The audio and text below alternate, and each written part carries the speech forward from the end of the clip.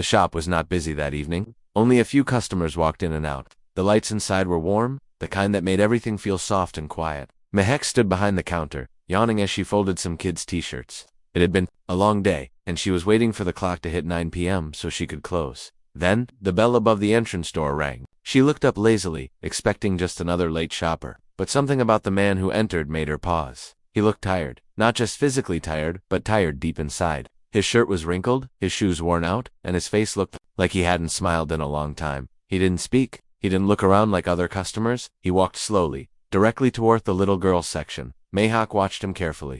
Most men who came into this part of the store looked confused. They asked questions. They needed help. But not this man. He moved with purpose. He gently ran his hand over a few dresses, checking the sizes, looking closely. His fingers stopped on one dress, a soft yellow one with small flowers. It was simple, but beautiful. He picked it up with both hands, looked at it for a long second, then turned and walked straight to the counter. Mehak blinked. That was it. No questions, no looking at the price, no shopping around. The man placed the dress carefully on the counter, smoothing it out like it was something precious. He didn't say anything, just stood there, quietly. Mehak, trying to be polite, offered a small smile. It's a lovely dress.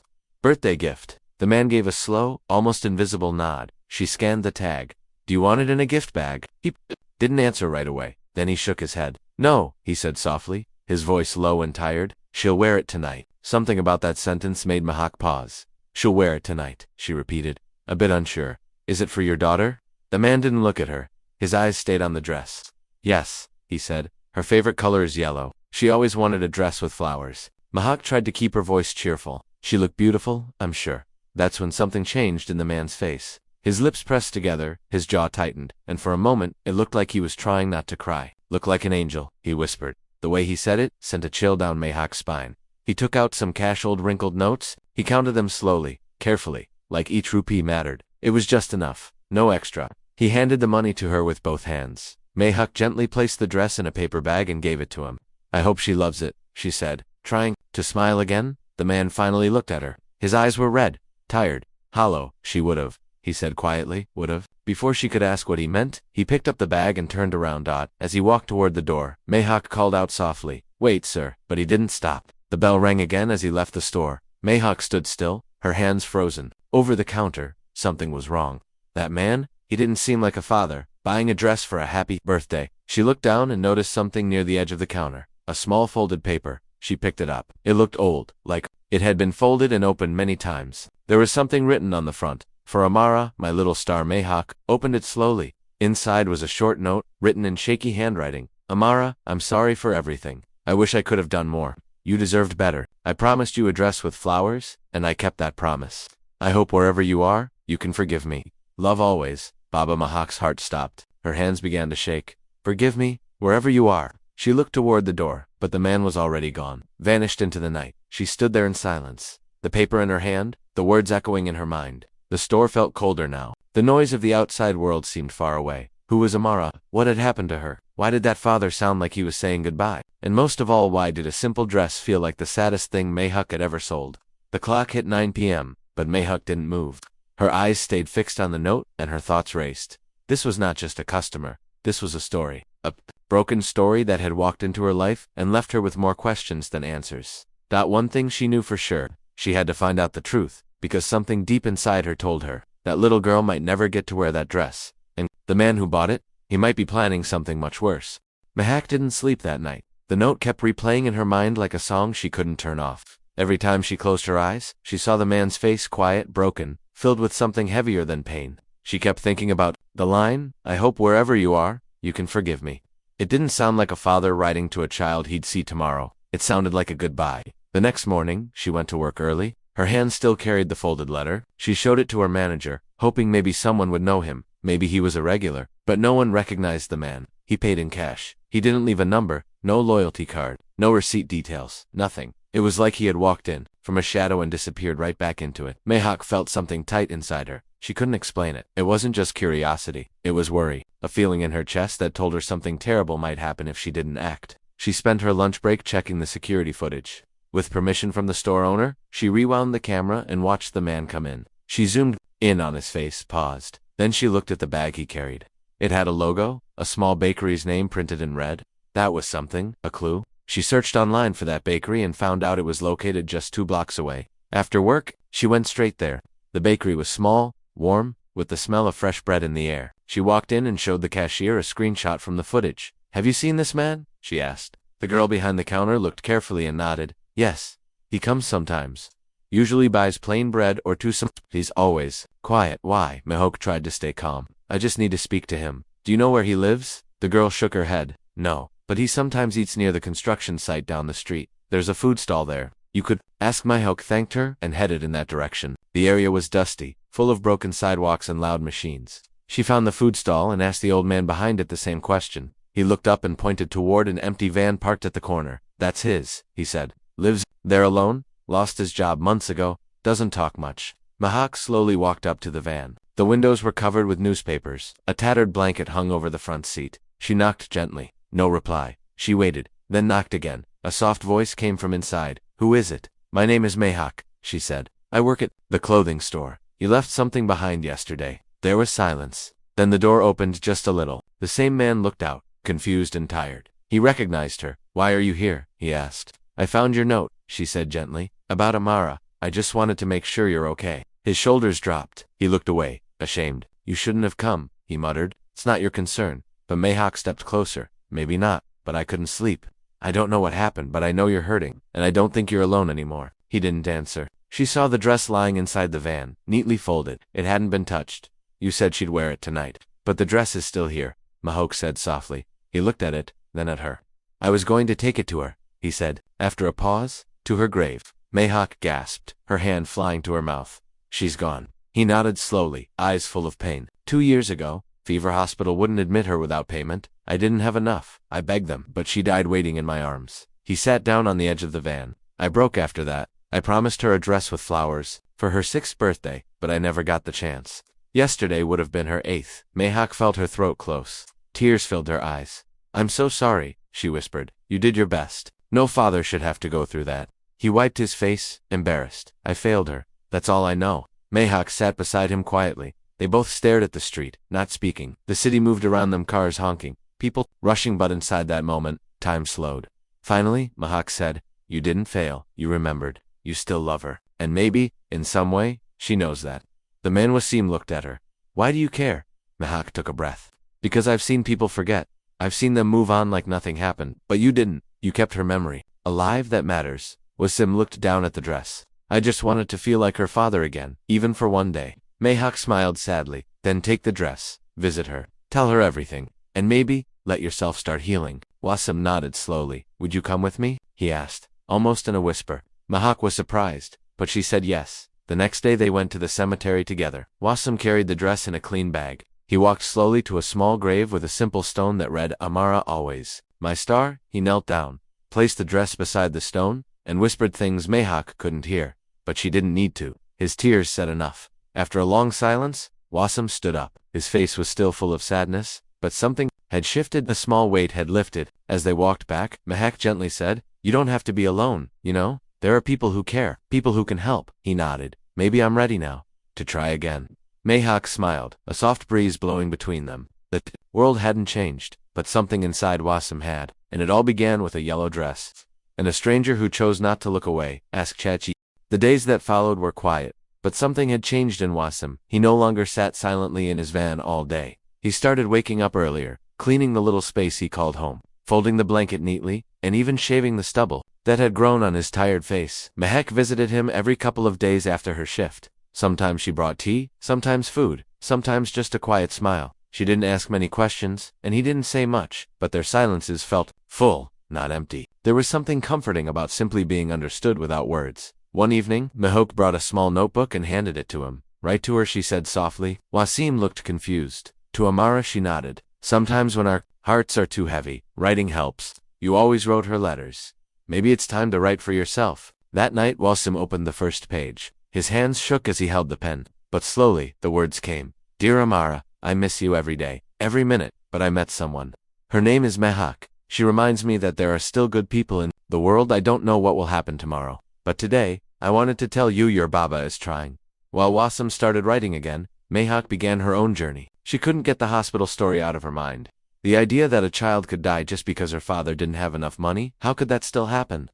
She went to the hospital Wasim had mentioned. Pretending to be a social volunteer, she asked about the policies, the waiting process, the emergency support system. What she found left her heart aching. There were no proper emergency funds for poor patients, no fast-track system for children, only paperwork and delays. On her way out, she saw a mother crying in the waiting area. A small child lay limp in her lap. Mahak walked over and gently asked what was wrong. The woman said her son had a high fever, but they needed payment before doing tests. Without thinking, Mahak reached into her bag and gave her all the cash she had, only a few thousand rupees. The woman looked at her like she was an angel. "May Allah bless you," she whispered. Mahak smiled. "Just promise me you'll do the same for someone else one day." That night, Mahak couldn't stop thinking. One dress had led her to Wasim. One note had revealed a world of unseen pain. What if there were more people like him, forgotten, grieving, trying to survive invisible wounds?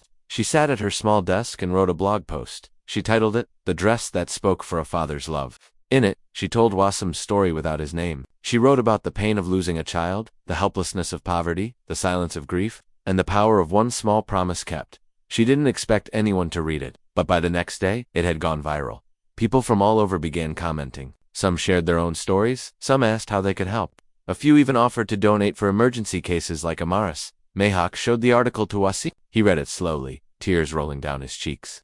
"You turned my pain into something good," he whispered. "You gave my daughter a voice." She smiled gently. "You did that, Wasim. I just wrote it down." A few days later, a local NGO contacted Mahak. They had read the blog and were interested in starting a small support fund for emergency childcare. They asked if Mahak and the father from the story would be willing to help launch it. Mahak was excited but worried Wasim wouldn't agree. But when she told him, he nodded. "If it means no other child has to suffer like Amara, I'll do it." The event was simple. A few chairs, a small stage, and a group of kind-hearted people gathered in a community hall. Wasim stood quietly beside Mahak, his hands nervous but his eyes focused. When it was his turn to speak, he held the same dress in his hands. "This dress," he said slowly, "was all I could give her. I thought I had nothing left, but now I see, I still have her memory, and I can still turn that memory into something good." The room was silent, many wiping away tears. After the event, a man approached Wasim. He was tall, with gray hair and a soft smile. "My name is Tariq. I run a textile factory. I lost my daughter 2 years ago in a car accident.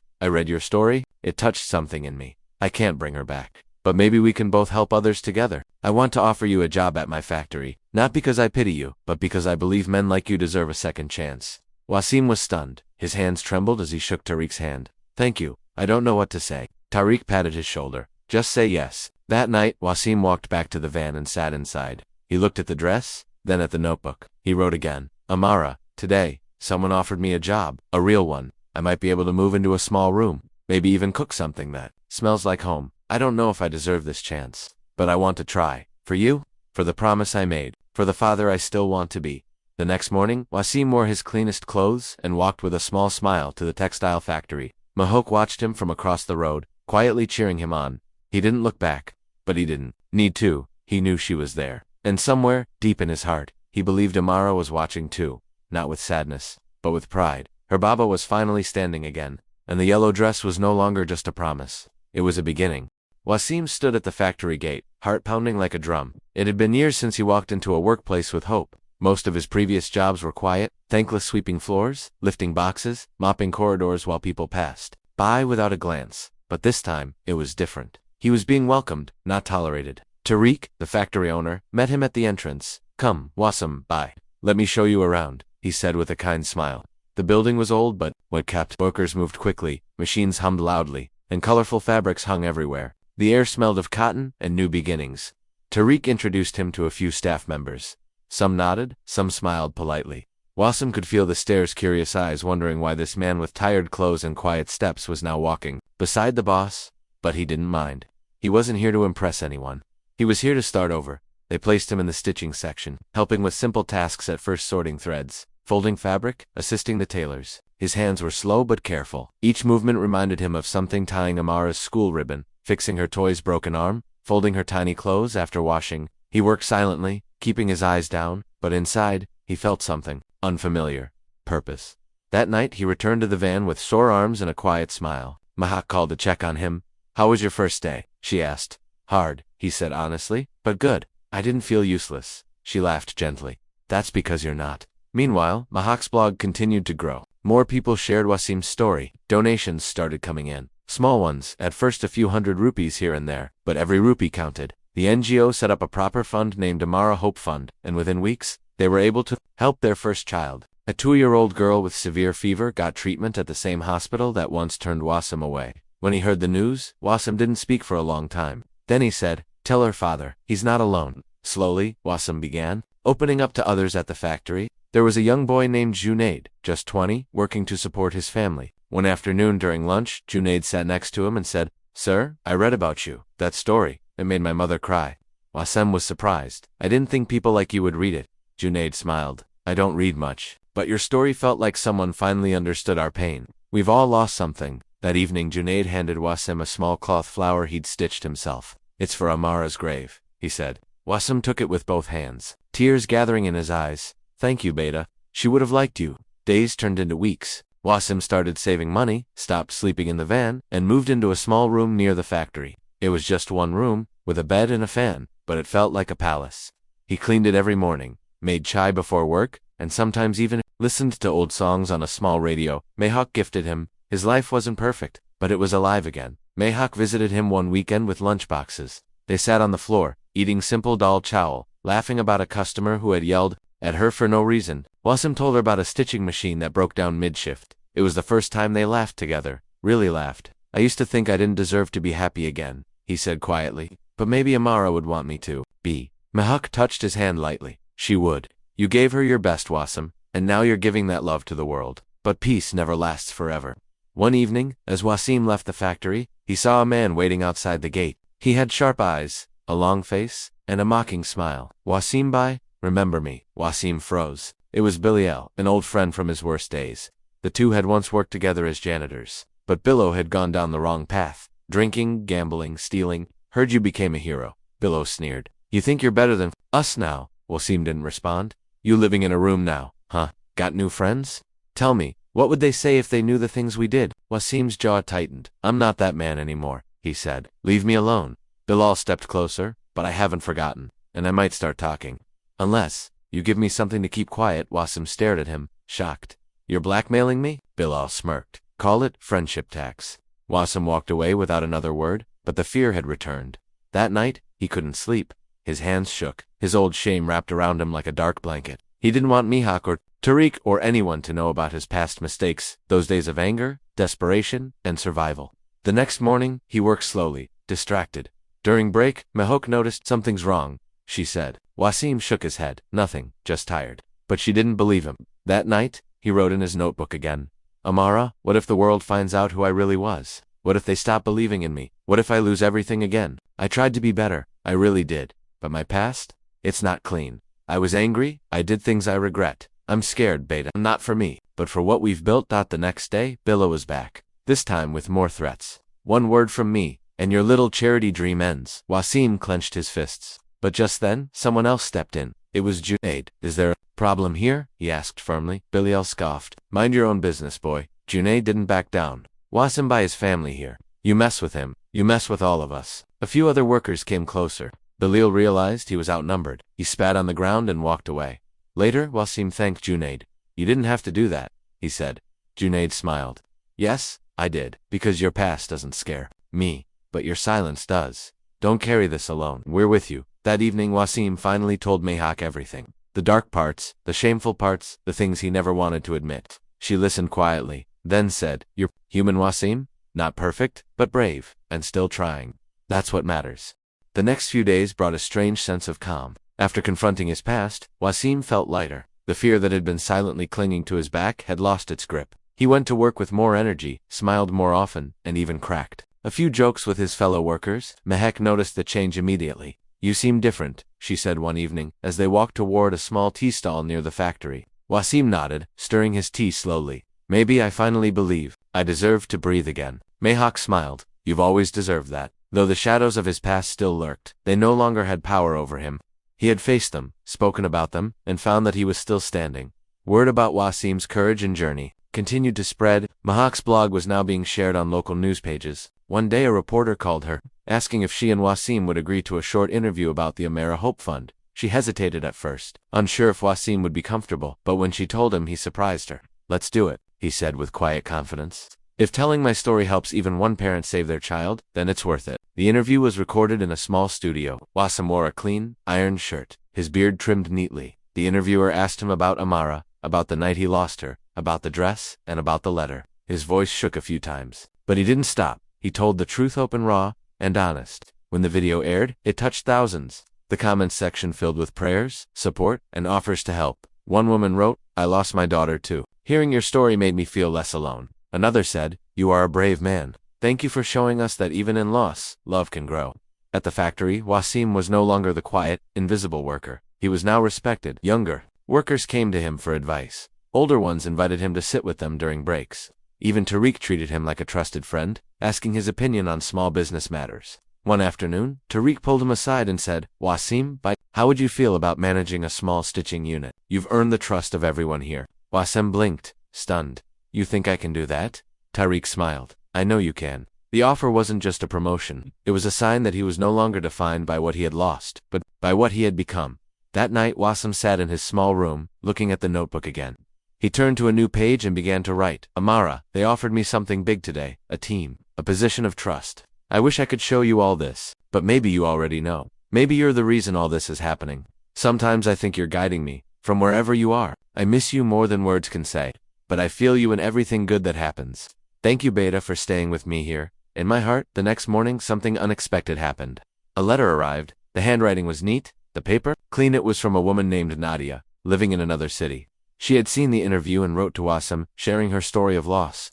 She had lost her son in similar circumstances, and was moved by Wasim's honesty. "I wanted to thank you for showing strength," the letter said. "Maybe one day, we could meet and honor our children together." Wasim was deeply touched. He shared the letter with Mihak. "Do you think maybe this is the beginning of something bigger?" he asked. Mihak nodded. "It already is." With the help of the NGO, Mihak and Wasim planned a small community gathering. They invited other grieving parents, hospital staff, donors, and anyone who had been touched by the story. The idea was simple: a safe space to talk, cry, and connect. On the day of the gathering, the hall filled with quiet faces, some nervous, some hopeful. Wasim stood on the stage, holding Amara's dress again. "This dress," he began, "was meant for my daughter. But today, it represents every child we've lost, and every child we can still save." His words were few, but his heart spoke volumes. Many in the audience cried. Some came forward to hug him. Others handed over small donations, promising to do more. By the end of the event, enough funds were collected to support emergency care for 5 more children. The success of the gathering brought more attention, and slowly, the Amara Hope Fund became more than just a name. It became a movement. Small shops began placing donation boxes. Doctors started volunteering their time for emergency cases. A few hospitals even created fast-track systems for poor patients named after Amara. Wasim visited one such hospital a month later. He walked into the emergency ward and saw a young girl receiving treatment, her father holding her hand tightly, tears in his eyes.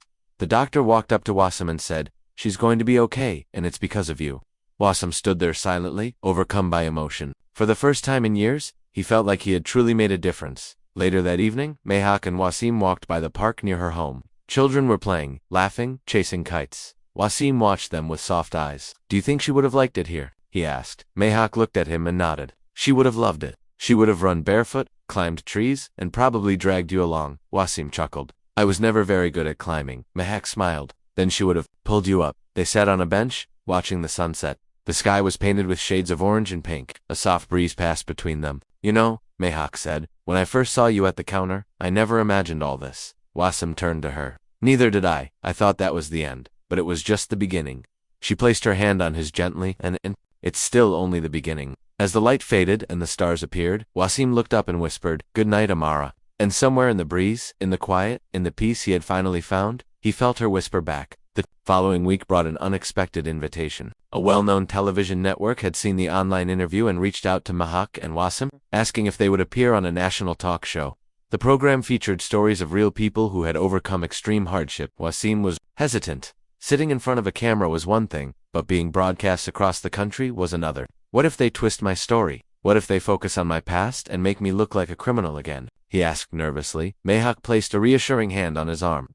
"Then we tell the truth. Your full truth. And if even one person watching feels hope because of your journey, it's worth it." After much thought, Wasim agreed. The studio was in another city. It was his first time traveling in years. Mehak arranged everything. packed his small bag, and accompanied him. As the train moved through villages and cities, Wasim sat by the window, quietly taking in the world passing by. I used to dream of showing Amara the ocean, he said softly. She'd draw it in her notebooks. Always said it looked like a big blue playground. Mayhawk smiled gently. One day, we'll go. For her. At the studio, makeup artists dusted powder on his face while producers gave instructions. The lights were bright, the cameras intimidating, but when the host walked in and greeted them kindly, Wasim relaxed a little.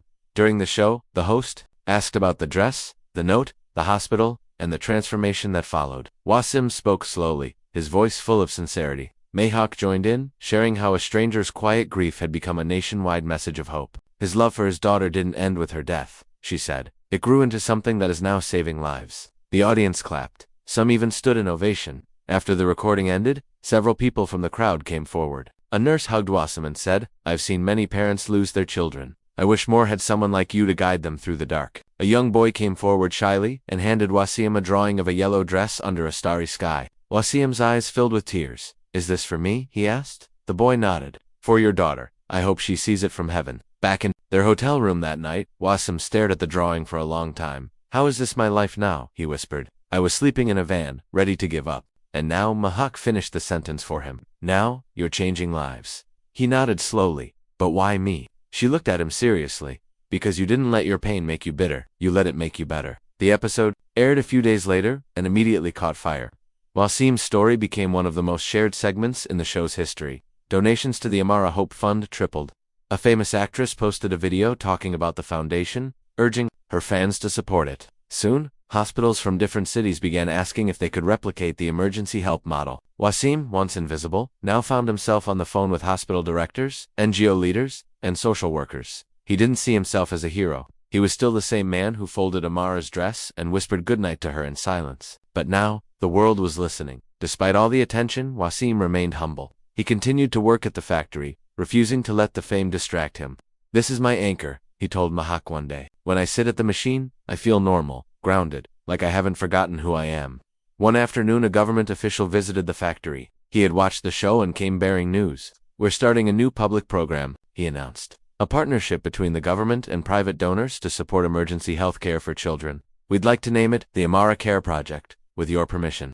A few months passed, and life settled into a new rhythm. The Amara Care Project expanded beyond anyone's expectations. What began as one man's sorrow had become a network of care across cities. Children were getting treated faster. Families were finding hope where before there had only been silence. Wasim still worked at the factory, but now spent his evenings visiting hospitals, attending meetings, or simply sitting with worried parents, listening to their stories. He didn't always have answers, but sometimes, just being there was enough. People had begun calling him Baba Wasim, a name that first made him smile with disbelief, then with quiet pride. Mayhawk continued writing. Her voice, once limited to a blog, now appeared in national newspapers and magazines. But she always kept the tone simple, real. She never made Wasim sound like a superhero. She told the truth of pain, of healing, of human courage. Their bond had grown stronger. They never labeled it, never rushed it, but it was there in shared silences. Long walks, warm chai, on cold evenings. One night, Wasim looked at her and said softly, I don't know what this is between us, but I know it's something good. Mayhawk smiled. Sometimes the best things in life don't need names. Then, one rainy afternoon, as Wasim was leaving the hospital after visiting a child, he saw someone waiting near the gate. It was Bilal. He looked different than her, worn out, his eyes sunken. For a moment, Wasim felt the same old tension, but Bilal raised his hands. I'm not here to fight, he said.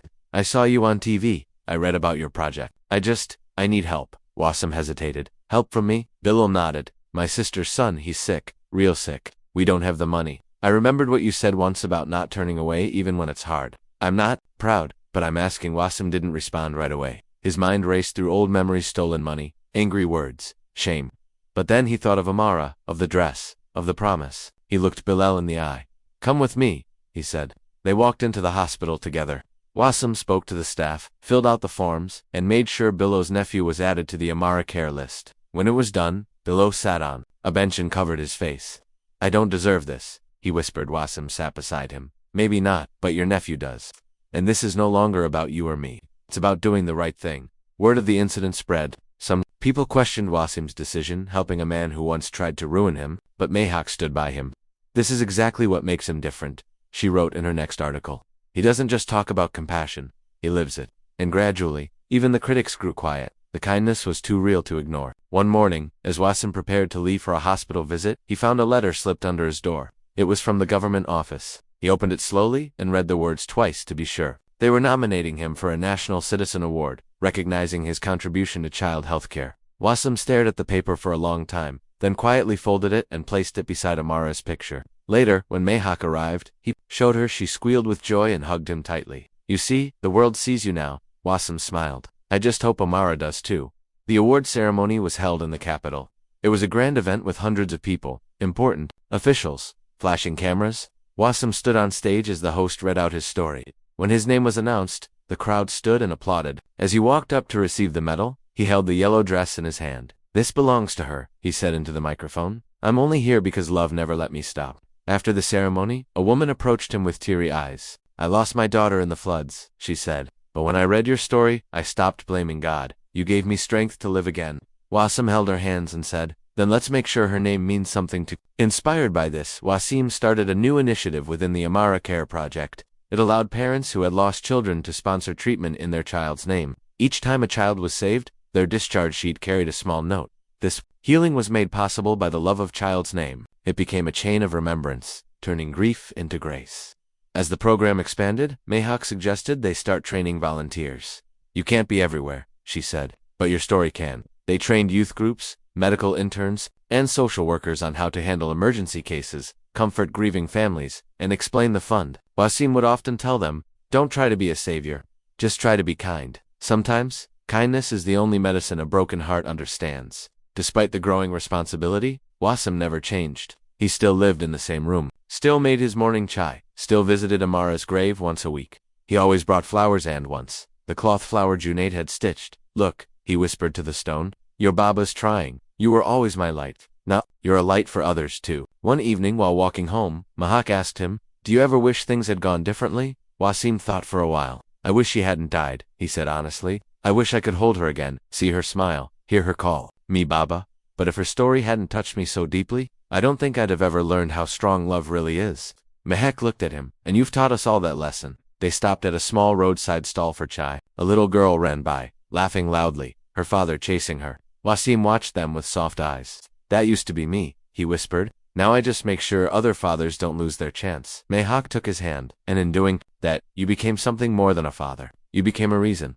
As night fell, they walked side by side. Two people brought together by chance, changed by grief, and bound by purpose. The road ahead was long, but neither of them walked alone anymore. And in the silence between their footsteps, a little girl's laugh echoed, not in pain, but in peace. The sun rose slowly over the city, casting golden light on buildings, trees, and lives that continued their daily rhythm. In a quiet neighborhood, Wasim stood at his window, holding a cup of chai and watching the world outside. It had been exactly 2 years since he had bought that little yellow dress. 2 years since, he had walked into the store with trembling hands, and a heart full of love and sorrow. So much had changed since then, yet inside him, that moment remained frozen. Not as a wound anymore, but as a memory that had bloomed into something far greater than he had ever imagined. He turned to the wall beside his bed, where a framed photo of Amara smiled back at him. Around her photo were thank you cards from families, drawings from children he had helped, and newspaper clippings of the Amara Care Project's success. Each piece told a story. Each one reminded him why he woke up every day with purpose. Today was special. A new children's wing was being opened at one of the city's main hospitals. It would be funded entirely by donations collected through the Amara Care Network. The wing would provide emergency treatment to children in critical condition without delay, without paperwork, without the burden of money, and it would be named the Amara Healing Center. Wasim arrived at the hospital in simple clothes, as he always did. He never liked attention, never felt comfortable in the spotlight, but the staff welcomed him with warm smiles and guided him to the front. Doctors, nurses, and families gathered under a white tent, decorated with balloons and streamers. A banner read, "Every child deserves a chance. Every parent deserves hope." Wasim stood beside Mehak, his ever-present companion in this journey. She had helped him tell his story, helped him rise from the ashes of grief. And though they had never spoken of labels or titles, their bond had deepened into something sacred. The ceremony began with speeches, words of gratitude, words of praise, words filled with emotion. Then it was Wasim's turn. He stepped up to the microphone, cleared his throat, and looked out at the faces before him. "I was just a father," he began. "A broken father. I didn't have power, I didn't have money. All I had was a promise I made to my daughter. To keep her love alive." He paused, holding up the yellow dress, now protected in a glass frame. This dress was meant for Amara. She never got to wear it, but today her name will help thousands of children live. Tears filled many eyes in the crowd. As the ribbon was cut and the wing officially opened, applause echoed across the courtyard. Wasim walked through the new halls, clean and bright, with colorful paintings on the walls and little beds ready to welcome young patients. He ran his fingers across one of the beds, his heart full. Mehek joined him and whispered, "She would have loved this place." He nodded. "Yes, it feels like her. Light, safe, full of hope." Later that evening, after the ceremony, Wasim and Mehak walked through a park nearby. It had become their ritual, a quiet walk after every milestone, a moment to breathe and reflect. Children played on swings, parents chatted on benches, and the sky turned shades of purple and pink. They sat under a tree, the same one they had discovered many months ago. "Do you remember the first time you brought tea to me outside the store?" Wasim asked with a soft smile. Mehak laughed. "You looked like you hadn't spoken to anyone." "In years I hadn't," he admitted. "And yet, you didn't walk away." "No," she said, "because I saw something in your eyes. Something broken, yes, but also something beautiful." There was a long silence between them, peaceful and full.